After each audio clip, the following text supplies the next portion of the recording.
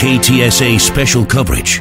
9/11, 10 years later. Coverage presented by Amagi Bank and the Orsatti Dental Group. Broadcasting legend Jim Hickey is with us now. We're talking about what that day was like, 9/11. You were actually working that day. Tell us about it. I was working that day. In fact, I was in this very building, and shortly before 8:45 in the morning, I happened to be walking through the studio, which is right out there, and we have a bank of monitors suspended from the ceiling. And I looked up at one of the monitors, and it had a fixed camera on the World Trade Center that all the stations in town use for weather backdrops and things like that. And I looked at it, and I saw that it was on fire. I saw smoke coming out.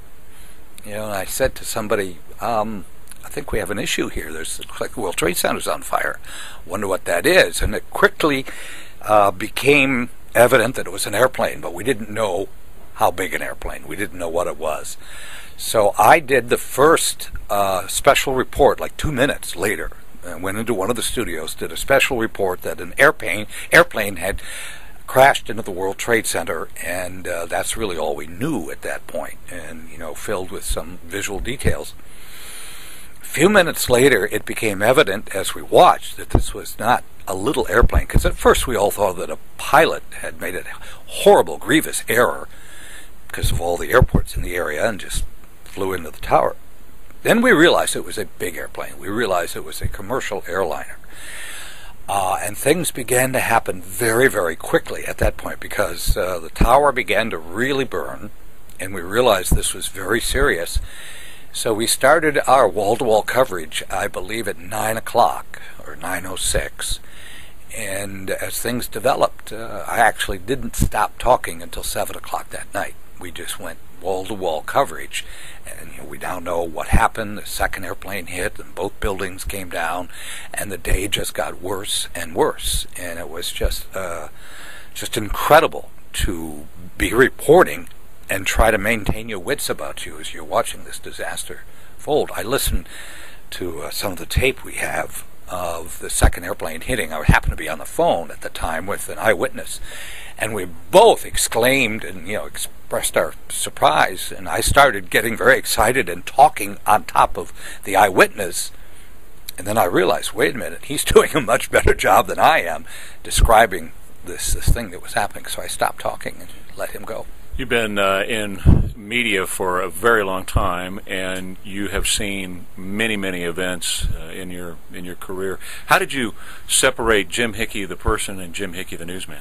That's a really good question. A few times during the day, it was hard to separate when I began to really think about the real tragedy that was developing in front of us, and that there are people in those buildings, and they're dying even as we're talking. And that's when you stop for a second, really get a lump in your throat, and then you say to yourself, it's your job to describe what is happening and to continue on and be as professional as you can.